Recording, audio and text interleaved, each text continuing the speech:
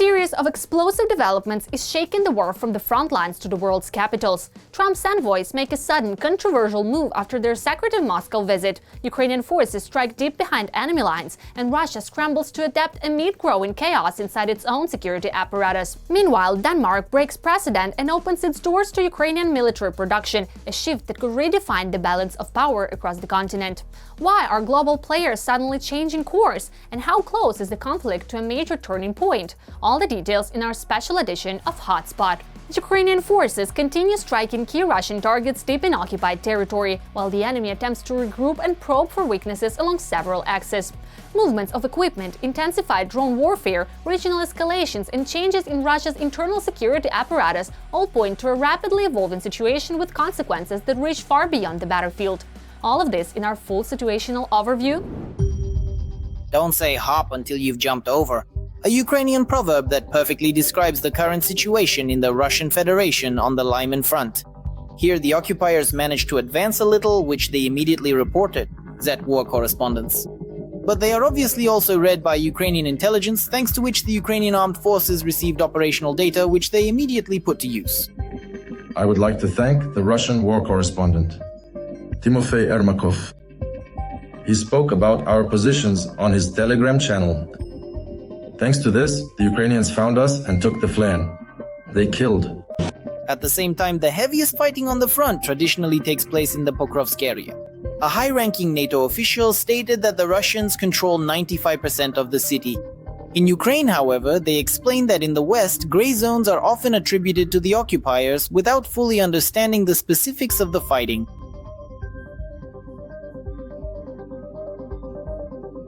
The Pokrovsk operation continues. At the same time, for several weeks now, Putin has been blindly repeating that Pokrovsk is completely under Russian control. According to Sky News, Russia deliberately announced the capture of Pokrovsk ahead of negotiations with the US, which took place on December 2nd. However, in reality, the situation is quite different. Moreover, the Vostok troop grouping reported that the defense forces are organizing additional logistical routes to supply their units in Pokrovsk and Minograd, where intense fighting continues. And in the city itself, the Ukrainian armed forces continue to eliminate Russian occupiers in the urban areas. In the 7th Rapid Response Corps of the Ukrainian Air Assault Forces, they told Reuters that they are holding the northern part of Pokrovsk and conducting assault operations in the southern part, where Russian troops predominate. Another settlement that remains on the front pages is Kupiansk. Despite daily attempts by the Russians to turn the situation around here, they have not succeeded. The initiative remains with the Ukrainian armed forces, and the clearing of enemy units is already taking place on the outskirts of the city. At the moment, about 50 to 60% of the city is completely under the control of the defense forces, and another 20% is a gray zone. As always, the Special Operations Forces units performed excellently. They played an important role at the most critical moment. Moreover, Commander-in-Chief Oleksandr Syrsky stated that the Ukrainian armed forces are not only destroying the enemy, but also cutting off the occupiers' logistical routes, including those the enemy uses to send in reserve forces. There are no successes. Clearing operations are underway. And now, in fact, those very routes through which the enemy had established infiltration into Kupiansk have been blocked. This matches reality, because if it were otherwise, we would have seen changes to the map in Kupiansk. But there are no changes there. Worrying news has recently been coming from the Zaporizhia region. Our command acknowledges that the enemy has had some success there. However, the General Staff is making every effort to stabilize the situation. And according to analysts, the pace of the enemy's advance has already been significantly reduced. Huliaipol, which the enemy was counting on entering. Right here and now it continues to hold. Some Russian units that previously tried to infiltrate this settlement were destroyed. And in general, in the near future, I think we will see that very stabilization of the front in this sector. In total, over the past day, the enemy has tried more than 200 times to storm the positions of the Ukrainian armed forces. More than 1,200 occupiers were eliminated in these attacks. Additionally, nearly 50 vehicles and more than a dozen artillery systems were destroyed. Trump's envoys Steve Witkoff and Jared Kushner abruptly scrapped their scheduled meeting with Volodymyr Zelensky in Brussels. Media outlets report that the pair kept their word to the Kremlin ruler and flew straight to Washington right after leaving Moscow. To recap, the negotiators once again visited the so-called White Stone City, where they were treated to a hearty meal and then left waiting for 3 hours before finally being received by Putin. More details coming up. Negotiations regarding the peace plan between Putin, U.S. Special Envoy Steve Witkoff, and Jared Kushner lasted almost 5 hours. An exchange of views between the American and Russian sides on the U.S. peace plan in this format took place for the first time in Moscow, and according to the Kremlin, there have been positive developments. No, it won't be right. It won't be right. The thing is, in fact, such a direct exchange of views took place yesterday for the first time. And again, as was said yesterday, some things were accepted, some were deemed unacceptable. This is a normal working process, a search for compromise. Putin is not rejecting the so-called Trump peace plan, but he is not agreeing to it either. Putin's special envoy Dmitriev described the talks with Witkoff and Kushner as productive. Witkoff has flown to Moscow for the 6th time this year, and apart from wasted time, there has been no major result. Russia is not ready to make any concessions and is standing its ground. In other words, Russia said, yes, we are ready to accept a lot of points, except for those that are fundamental for Ukraine. We know, in fact, that the same points are fundamental for both Russia and Ukraine, only in completely opposite directions. It is most likely impossible to work according to this plan, because for Ukraine, these are also red lines. Everything else could suit both sides, but still they can't come to an agreement. At the same time as the meeting between Witkoff and Putin, U.S. Secretary of State Marco Rubio gave an interview on Fox News. He said that right now, Ukraine and Russia are fighting over a territory the size of 20% of the Donetsk region, which is under the control of the Ukrainian armed forces. And if these military actions are stopped and security is ensured, then in the near future, Ukraine can look forward to promising prospects. Theoretically, if everything is done right, in 10 years, Ukraine's GDP could surpass Russia's GDP. The following things are needed: to stop the war, to ensure that they are never invaded or attacked again, to protect Ukraine's long-term sovereignty and independence so that it does not become a puppet state. They are truly independent and sovereign, allowing their economy not just to recover, but to thrive and turn it into a story of prosperity. It sounds beautiful in words, but at the moment, no one is giving Ukraine such guarantees, and the pressure on Russia is not increasing. Therefore, only a strong Ukrainian army and successes on the battlefield are currently the only factors ensuring further success in negotiations with Russia. And for this, Ukraine needs as much military support as possible. By the end of the year, Ukraine will receive $5 billion worth of weapons under the Pearl program. Next year, support is expected to remain at the same level, according to NATO Secretary General Mark Rutte. He expects that in 2026, Ukraine's partners will allocate $1 billion per month for the purchase of weapons. Right now, we have $4 billion, so that means we really are on track for $1 billion a month. August, September, October, November. Next year, we will once again need a lot of money for the whole year. At least $1 billion, maybe even a little more than $1 billion per month. Maybe. Lithuanian Foreign Minister Kęstutis Budrys is convinced that the U.S. efforts for a peace agreement will not succeed. Russia is simply trying to convince the international community that violating fundamental international principles is normal. If we recognize Russia's territorial gains, it instantly destroys international law. The consequence will be new attacks and even more threats, both for Russia's neighbors and everywhere else. The offensive continues. They are biting off pieces of Ukrainian territory bit by bit. Russia's economic problems are not yet that critical. And so as long as there is truly no reason in the Kremlin to seek peace, then in fact peace remains out of reach. Now the negotiations will be put on hold, and at this moment it is very important that Russia does not achieve military successes at the front, but rather to strengthen Ukraine's negotiating position. A landmark move poised to transform Europe's entire defense landscape. For the first time ever, a NATO member state has formally approved the establishment of Ukrainian military production on its soil. This step comes from Denmark, where construction is underway on a facility that will produce rocket fuel for Farpoint systems, including the company's well-known Flamingo missile. How this project could shift the course of the war and alter the balance of power, all in our next report. A step that changes the entire architecture of European defense. For the first time in NATO's history, a member country of the alliance is officially allowing Ukraine to set up defense production on its territory. The Danish government announced the project on September 3, 2025, calling it a helping hand for Ukraine in its ongoing struggle to preserve sovereignty and security amid the continuing conflict with Russia. In the small Danish town of Vojens in southern Jutland, next to the Skridstrup air base where F-16s are on combat duty, the first piles for a Ukrainian factory are being driven into the ground. This is much more than just the construction of another industrial facility. This is the architecture of future European security. The best help we can give Ukraine right now is to support the Ukrainian defense industry. Ukraine must become even more self-sufficient, and by welcoming the first Ukrainian company in Denmark, we are taking another step in our support.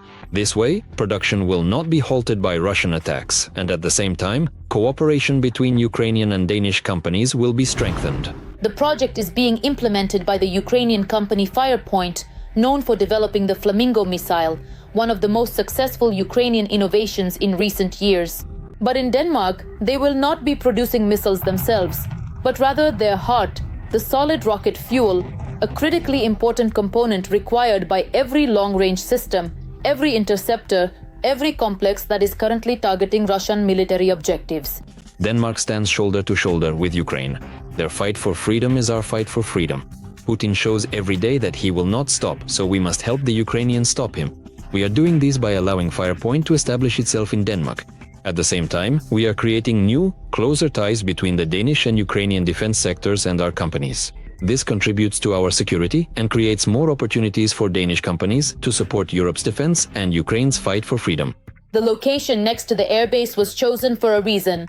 It offers ready-made infrastructure and enhanced security, as well as the possibility of integration into NATO's common logistics routes. And Denmark is allocating 500 million kroner for this. We are increasing the security of our own production. We understand that any production facility on the territory of Ukraine could be targeted by Russian missiles and simply destroyed.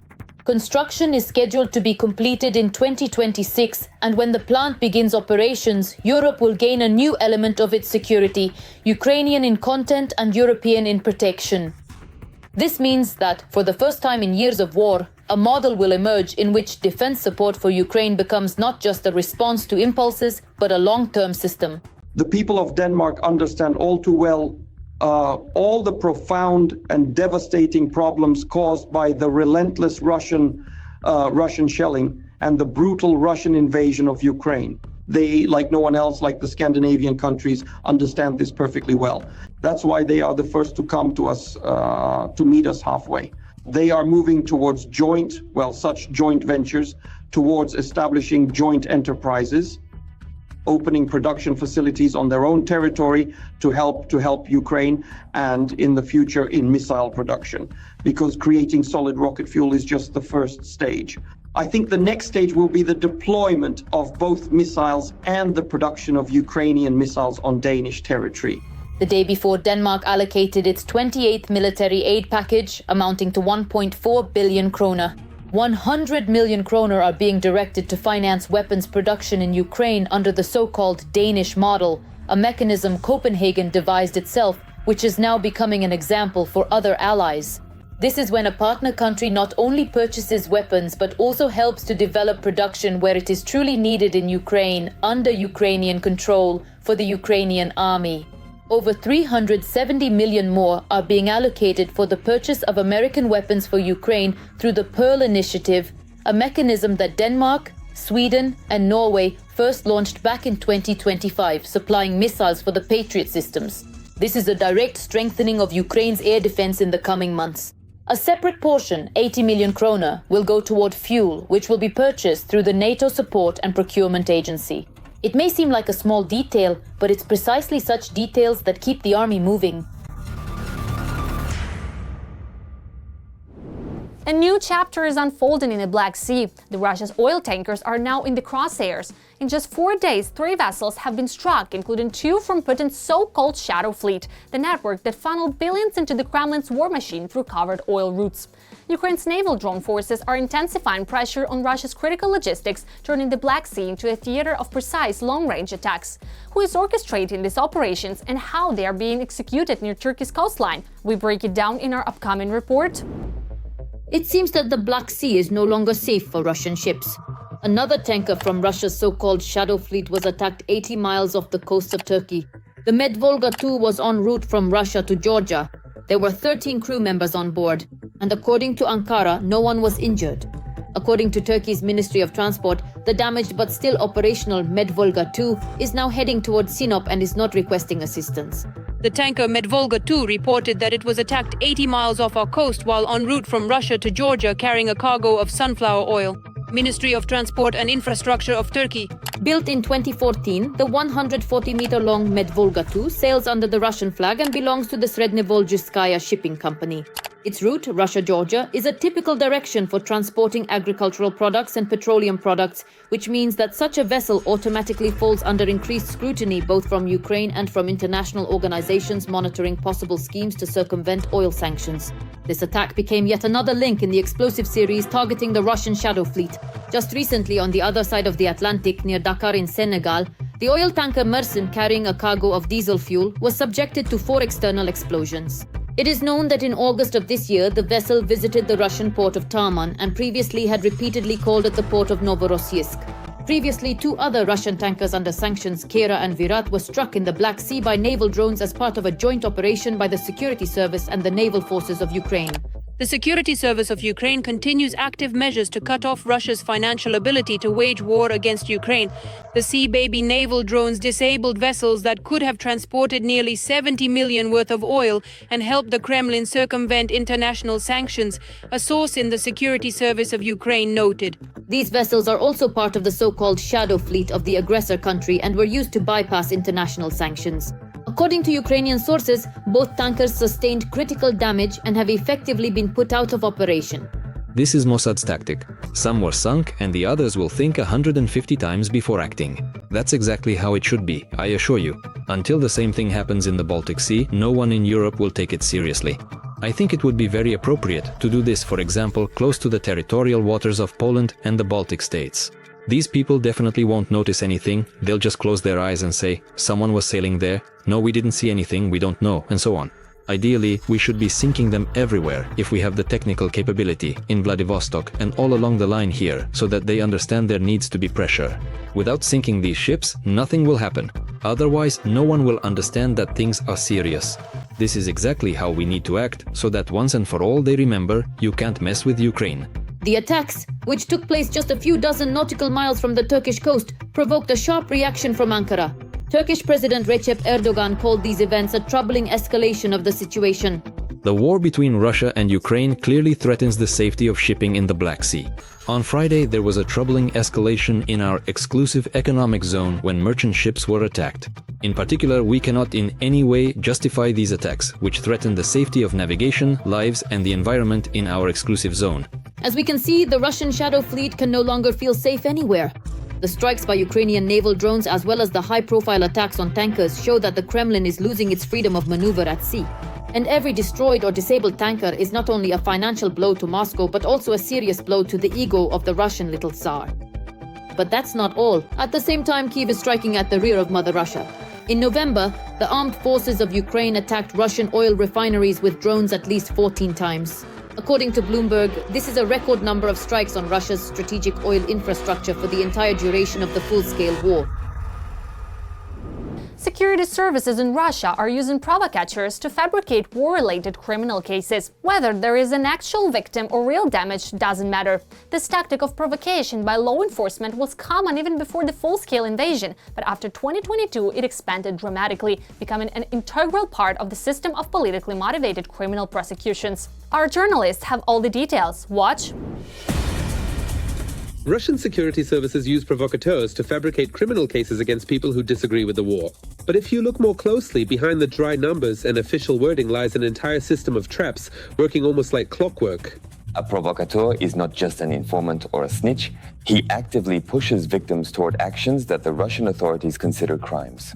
And since progress doesn't stand still, the methods used by provocateurs are changing as well. A new report by the Human Rights Project Memorial states that the system first identifies people. It's very simple. Someone likes a post, someone shares a news story, someone writes a comment. That's enough for the security services to decide, here's a potential target. The victims are usually those who post emotional comments and post with their political views on social media. Next, the provocateurs enter the scene. They are friendly, attentive, and know how to speak in a way that earns a person's trust. They offer help, advice, money, contacts, or sometimes just friendly conversation that seems safe and ordinary. The provocateurs are not neighbors or acquaintances who write denunciations, but experienced operatives from law enforcement agencies.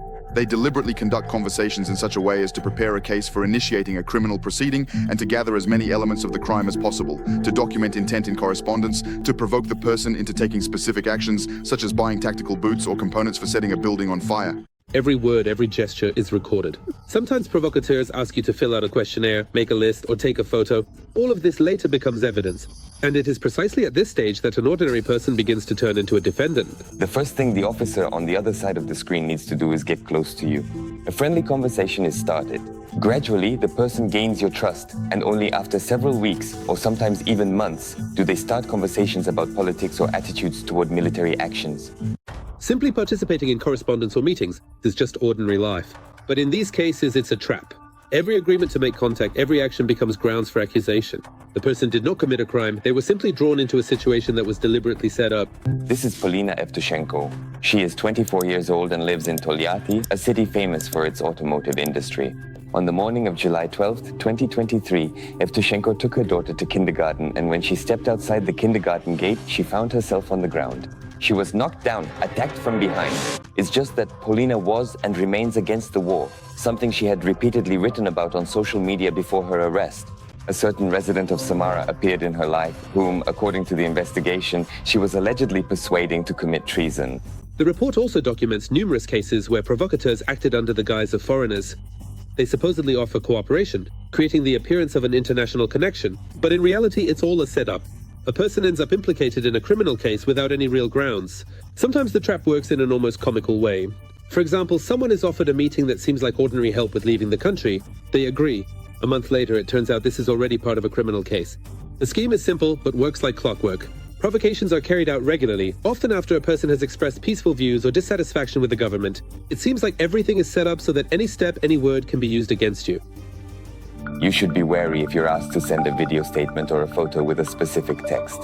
For example, you might be asked to prove that you're against the invasion and to post a certain photo or video on your social media. Under no circumstances should you join any chats or groups at the request of an unknown person. However, as the investigation shows, all of this really works in Russia.